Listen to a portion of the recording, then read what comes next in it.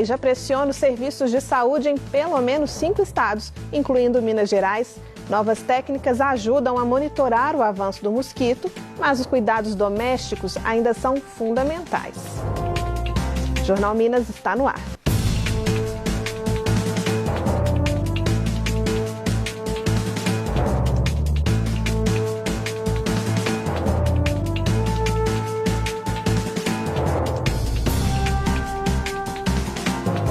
Verão de muita chuva e calor intenso, condições perfeitas para a proliferação do mosquito Aedes aegypti, transmissor da dengue e de outras doenças. Em Minas, em apenas 12 dias, os casos de dengue aumentaram 200%, pularam de 178 para 577 confirmações. Apesar da alta, até o momento, nenhuma morte foi registrada no estado. Em Belo Horizonte, já existe a preocupação com o aumento do número de casos, que podem impactar ainda mais os serviços de saúde. O jeito é investir no combate ao mosquito, seja com cuidados simples ou também com tecnologia. Viviane perdeu um irmão em 2013, vítima de dengue hemorrágica, a forma mais grave da doença. Ela conta que a evolução do caso foi rápida e inesperada. Começou a passar mal numa segunda-feira. Na terça ele foi ao médico e voltou para trabalhar. Na quarta-feira ele foi para o médico novamente, porque eu notei que ele estava ficando com umas manchas na pele. E aí na quarta ele internou. Foi em questão de uma semana. De segunda, e ele faleceu no domingo. O alerta está de volta. 2022, que já começou marcado pelo recorde de infecções por Covid-19, também será um ano epidêmico para a dengue, segundo especialistas. É que os surtos da doença são cíclicos, espaçados pelo período médio de 3 anos. O último foi em 2019. Outro fator que preocupa é o verão, uma época propícia para o mosquito Aedes aegypti. Esse período onde a gente encerra um período longo de chuvas fortes, né, que acabam lavando esses criadouros, mas agora esses criadouros estão com uma lâmina d'água residual, é o local extremamente mais favorável ao desenvolvimento desse mosquito. Até o dia 27 de janeiro, 12 casos de dengue tinham sido confirmados em Belo Horizonte e 302 estavam sendo investigados. A preocupação da prefeitura é que a doença agrave o cenário epidemiológico da capital e pressione ainda mais o sistema público de saúde. O empenho da população também é fundamental para garantir o controle da doença. As recomendações são as mesmas que todo mundo já conhece. Tentar observar qualquer tipo de objeto, mesmo materiais inservíveis, pratos de plantas, as calhas. O mosquito, conseguindo ter acesso a esses locais, acaba utilizando como local para a colocação dos ovos e o desenvolvimento, então, de larvas e depois de mosquitos adultos. A ciência e a tecnologia também estão empenhadas no combate ao Aedes aegypti. Pesquisadores da UFMG e da USP estão desenvolvendo um sistema que usa inteligência artificial para mapear áreas mais vulneráveis à proliferação do mosquito, que além da dengue, também transmite zika e chikungunya. A primeira fase da pesquisa, apoiada pelo Instituto Serra Pilheira, começou com a análise do que foi coletado nas casas visitadas por agentes de endemia de Campinas. A gente vai usar os dados que eles coletam em campo, com as equipes de saúde. Eles têm lá um arcabouço, uma metodologia de coleta dos dados. A gente fez várias reuniões para estruturar esses dados. E as coletas estão acontecendo justamente nessas semanas de janeiro, que foram após algumas chuvas, Então, os índices de ocorrência de mosquito da dengue são bem altos, Depois que eles terminarem a coleta, que deve terminar nas próximas semanas, a gente vai usar as imagens que a gente adquiriu, a imagem de satélite que a gente adquiriu, vai cruzar com esses dados deles e vai usar isso para treinar os modelos computacionais para aprender os padrões. Depois que a gente tiver esses modelos, aí você consegue aplicar em Belo Horizonte, em qualquer outra cidade do Brasil. As imagens de satélite detectaram bem caixas d'água expostas e piscinas. Os pesquisadores perceberam que as áreas mais pobres da cidade são as mais vulneráveis e com maior chance de infestação do mosquito. Um dado importante para nortear as políticas públicas de controle da dengue. Por uma série de questões, você tem recursos financeiros, recursos humanos limitados para combater de forma efetiva os surtos de dengue, Então, você precisa priorizar, você precisa ter elementos, para fazer isso. Então, se você tem essa correlação dos índices de condição de moradia, né, as áreas que têm maior probabilidade de ter surto, bem mapeada na cidade inteira, você consegue direcionar as políticas públicas para essas regiões. Nos últimos anos, uma grande preocupação tem sido com a contaminação pela Covid-19. Realmente é preciso se preocupar, mas os especialistas alertam. Não podemos esquecer que a dengue também mata. É importante que a população receba esse agente, né, devidamente identificado e paramentado para trazer também segurança com relação à possibilidade de transmissão da Covid, mas que receba esse agente porque ele atua também prevenindo doenças também graves e podem levar à hospitalização e também ao óbito. A gente não pode esquecer a gravidade de doenças como a dengue, a zika, uma doença gravíssima, né? Também o chikungunya, que é uma grande ameaça. Pois é.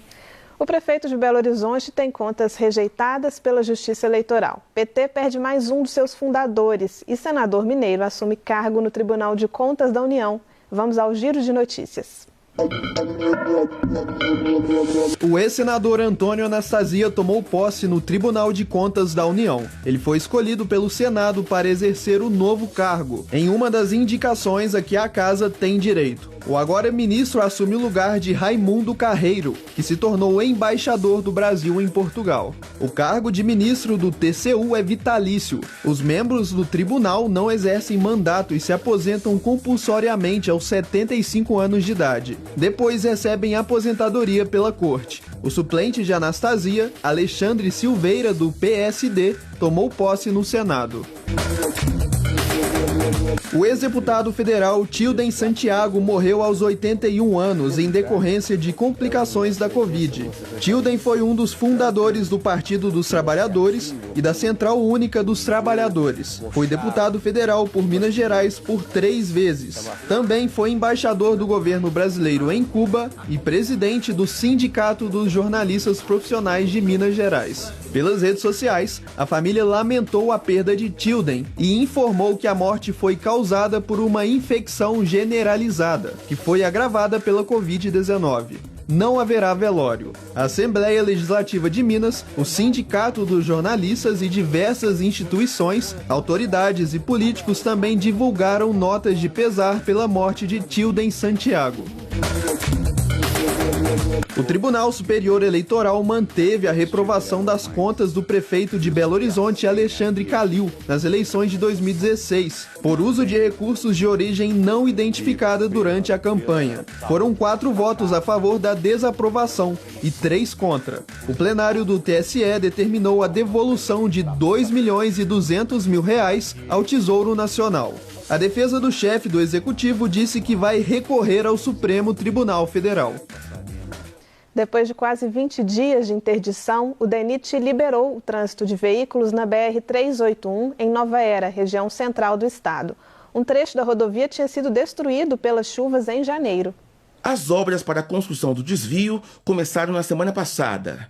No trecho do quilômetro 321, parte da pista afundou e estufou com o deslocamento de um talude, causado pelas fortes chuvas na região em 14 de janeiro.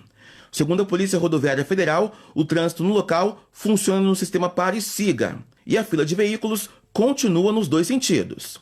Nas rodovias federais que cortam o estado, interdição total apenas em Abricampo, na Zona da Mata. Na contabilidade da Polícia Militar Rodoviária, ainda existem 14 bloqueios totais e 85 parciais nas estradas mineiras.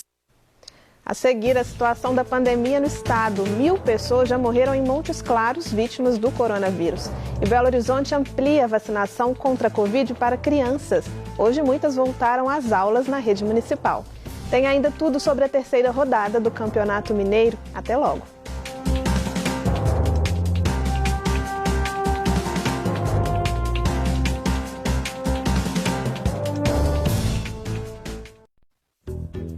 Sabor e Afeto, as receitas e histórias da comida mineira. Um programa que provoca memórias e recordações em cada prato. E ainda viaja pelos caminhos de Minas, conhecendo as cozinhas, quintais, fogões, onde são preparadas estas delícias. Toda quinta, 8 da noite. Reapresentação domingo ao meio-dia.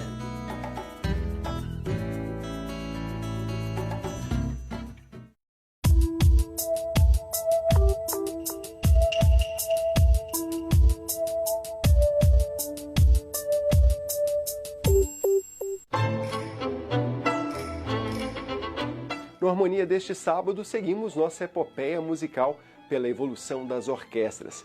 Agora chegou a vez do período romântico com a Orquestra Filarmônica de Minas Gerais. É neste sábado, às 6 da tarde, aqui na Rede Minas.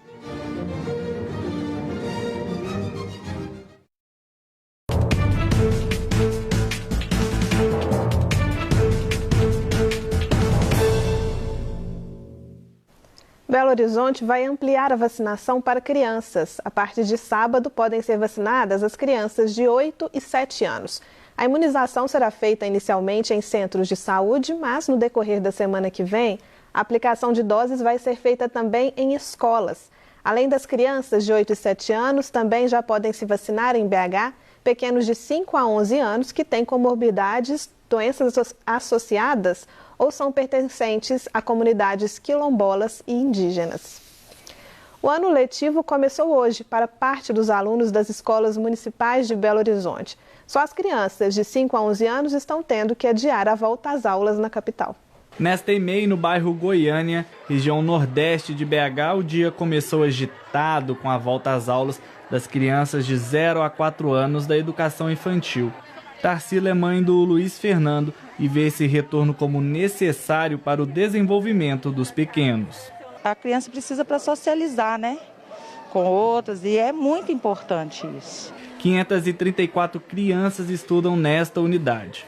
Para conscientizar o uso de máscara com os estudantes, vários cartazes foram espalhados pela escola. Elas aderiram bem mesmo à questão do uso de máscara, lavar as mãos e até o distanciamento, que para a gente foi uma surpresa. São mais de 320 escolas municipais em Belo Horizonte. De acordo com a prefeitura, cerca de 110 mil estudantes iniciam hoje o ano letivo. A gente fez um investimento muito alto, né, em torno de 115 milhões. O investimento foi tanto na infraestrutura física, de ampliar a ventilação dentro das salas de aulas, ampliando os espaços externos para que sejam extensões das salas de aulas, ou seja, estamos também seguindo os protocolos, mantém os mesmos protocolos do ano passado. Além das EMEIs, os estudantes de 12 a 14 anos e do EJA, o ensino de jovens e adultos, também retornam às salas de aula na rede municipal. Já os alunos de 5 a 11 anos só voltam no dia 14 de fevereiro. A decisão do adiamento foi tomada para que os pais ou responsáveis levassem esse grupo para se vacinar contra a Covid-19. Mas, segundo a prefeitura, a adesão continua baixa. A gente tem contado aí com a sensibilização tanto da mídia, das próprias escolas que têm nos ajudado, tem sido extensões dos postos de vacina, mas infelizmente a gente não tem alcançado o número na sua totalidade das crianças que são convocadas para vacinação. Pois é, e continua a disputa judicial por causa do adiamento das aulas para crianças de 5 a 11 anos. Nesta quarta-feira, uma decisão da primeira vara da Fazenda Pública Municipal manteve o direito da Prefeitura de adiar as aulas. Um pedido de anulação tinha sido feito pela vereadora Marcela Trópia, do Partido Novo. Já na tarde de hoje, uma escola particular da capital ganhou uma ação. A Justiça concedeu liminar favorável à escola americana para retornar às atividades presenciais com as crianças de 5 a 11 anos. Logo depois da publicação, a Prefeitura entrou com recurso no Tribunal de Justiça de Minas e aguarda a decisão. Hora de atualizar os números da Covid-19 aqui no estado. Nas últimas 24 horas, Minas registrou quase 28.600 novos casos. 135 pessoas morreram em decorrência da Covid. No total, são mais de 2.805.000 confirmações para a doença. Desde o início da pandemia, 57.575 pessoas perderam a vida para o vírus. Quanto à vacinação, Minas imunizou com a primeira dose quase 79% de sua população e 74% dos mineiros já garantiram a segunda dose. Além disso, já são mais de 24% dos mineiros com a dose de reforço. Montes Claros, no norte do estado, chega a 1.000 mortes por Covid no mesmo dia em que bate recorde de casos diários. A repórter Julie Rodrigues, da TV Norte Gazeta Mineira, tem mais informações. Montes Claros chegou a 1.000 mortes por Covid-19 nesta quarta-feira, número alcançado no mesmo dia em que foram registrados 1.310 casos em 24 horas. Segundo os dados disponibilizados pela Prefeitura, as duas últimas pessoas que faleceram são um homem de 75 anos e uma mulher de 74. Ambos possuíam comorbidades. Aqui na cidade, a primeira morte foi registrada em 1º de abril de 2020.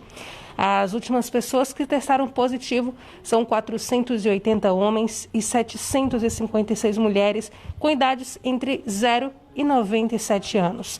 O total de casos chega a 53.618. Outros 14.378 são considerados suspeitos. Segundo as últimas informações, 92 pessoas estão internadas em Montes Claros. Além de atender os pacientes daqui, o município também é referência em leitos para outras 95 localidades. A taxa de ocupação de leitos clínicos SUS é de 89%. A de UTI adulto SUS é 71%.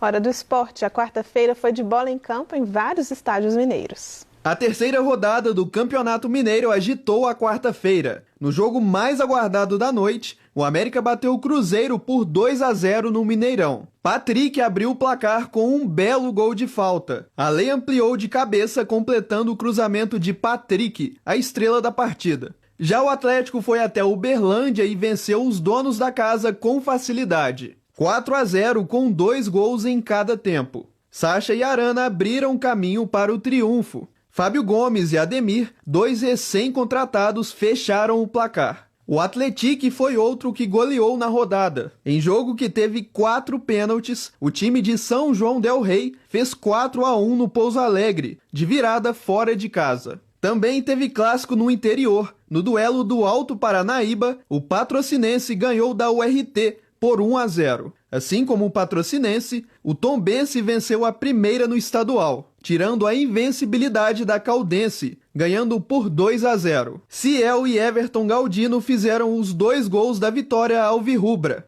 O único empate da rodada foi entre Vila Nova e Democrata de Governador Valadares, que ficaram no 2-2. Com os resultados, o Atlético assume a ponta do campeonato, com 7 pontos em 9 possíveis. América, Atlético e Cruzeiro completam o G4, com 1 ponto a menos. E a partir do fim de semana, as crianças podem voltar aos estádios mineiros. Em reunião com a Federação Mineira de Futebol, nesta tarde, a Secretaria Estadual de Saúde autorizou a presença de menores de 12 anos nas arquibancadas. A Prefeitura de Belo Horizonte também aprovou a medida. Para acesso aos jogos, vai ser preciso apresentar teste negativo para a Covid-19. Em instantes, você confere a alta do material escolar e as estratégias do consumidor para economizar. E quem são os vencedores do Prêmio da Música Popular Mineira, promovido pela Rádio Inconfidência? A gente te mostra já já.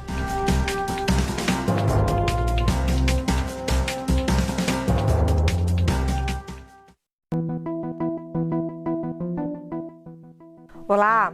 O organismo atacando o próprio organismo. Assim são as doenças autoimunes. Ainda não há cura para elas, só tratamento. E para que ele seja eficiente, é preciso que se descubra rápido esse comportamento estranho. Por isso, hoje à noite, no Opinião Minas, nós vamos falar de diagnóstico precoce, bandeira levantada pela campanha Fevereiro Roxo. Eu te espero então às 8h30 da noite. Até lá!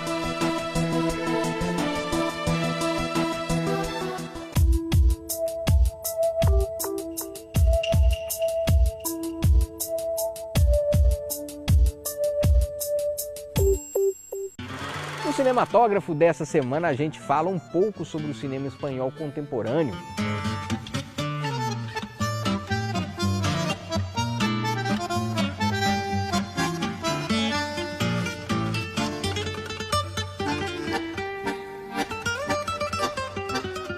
Sensualidade e intensidade, cinema pelo mundo, só aqui no Cinematógrafo.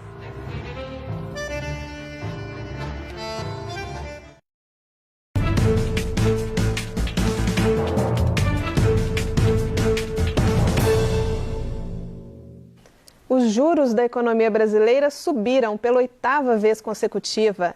Essa já é a maior taxa dos últimos 5 anos. E o impacto disso no dia a dia das pessoas será um crédito mais caro, tanto para bens de consumo como para a prestação da casa própria.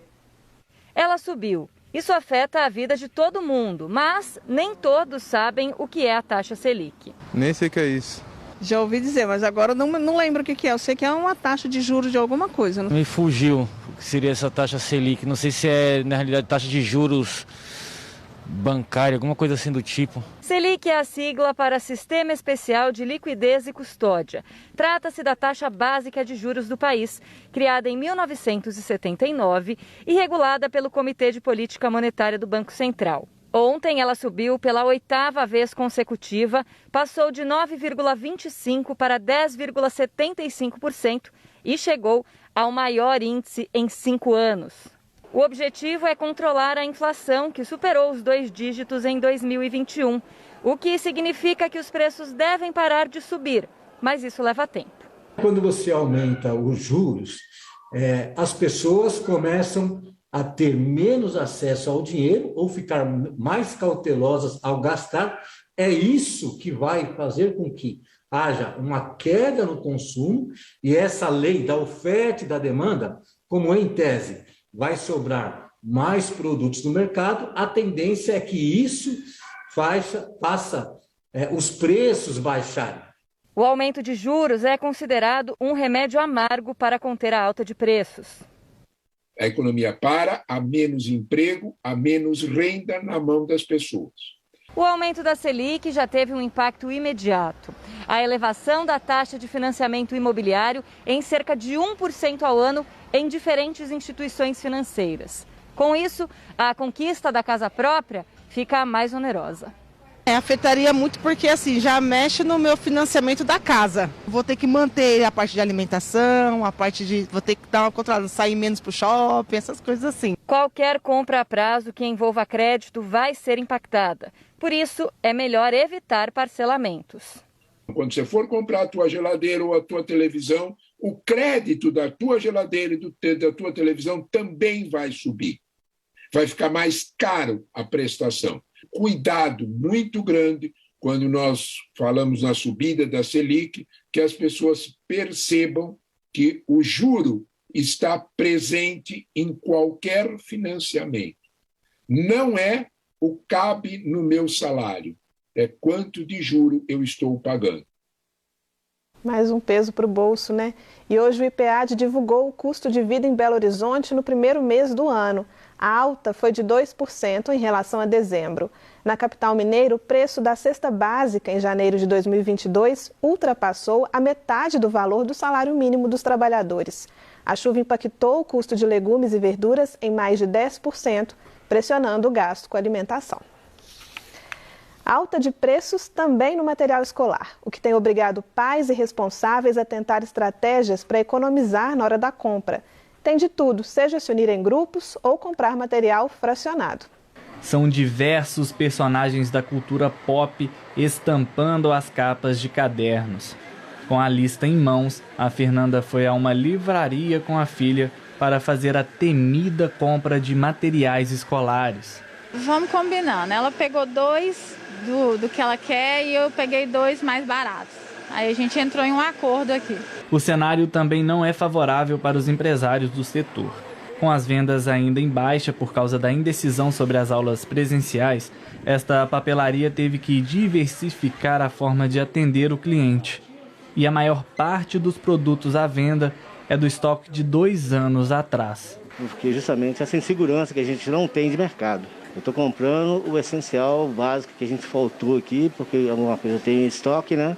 Borracha branca, tesoura, lápis de cor e caderno brochurão estão entre os itens que mais sofreram reajustes.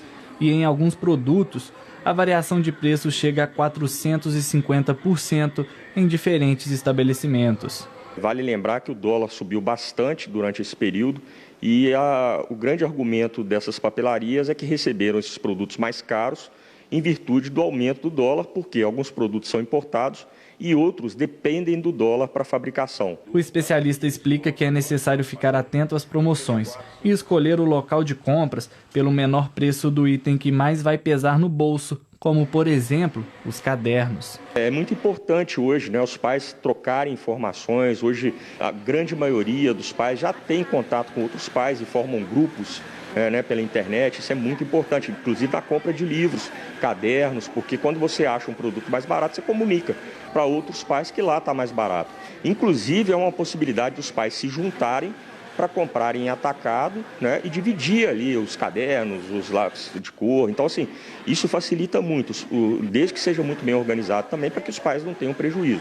O segredo da Fernanda para economizar é fracionar essa compra em diferentes lojas e ficar com a calculadora colada na mão para ver se o produto se encaixa no orçamento. Fizemos uma pesquisa antes, aí as outras coisas nós já compramos em outra loja que eu achei mais barato e vim aqui comprar só os cadernos mesmo. Foram divulgados os vencedores do segundo prêmio da Música Popular Mineira, que é promovido pela Rádio Inconfidência. São 9 vencedores premiados por melhor música ou melhor álbum em 5 categorias. A premiação faz parte do plano Descentra Cultura da Secretaria de Cultura e Turismo. Na categoria infantil, a Aline Calisto ganhou com a música Pulando com Caboclos. Na categoria instrumental, ganhou a música Oscar Martim José, de Fabrício Conde. O melhor álbum na categoria foi Seiva, do Duo Mitre. Na categoria MPB e afins, a melhor música foi Raoni, de Maíra Manga, e o melhor álbum, Sete Cores, de Marinho San. Na categoria Pop Rock e afins, ganhou a música Contemporaneidade, de Max Antônio Vieira, e o álbum Terra Vista da Lua, de Felipe de Oliveira.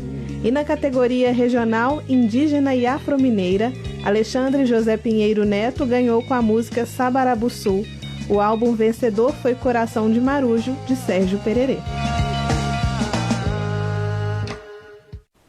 Parabéns aos vencedores. O JM2 termina aqui. Aproveite para seguir as nossas redes sociais e fique agora com o programa Sabor e Afeto. Boa noite para você. Até amanhã.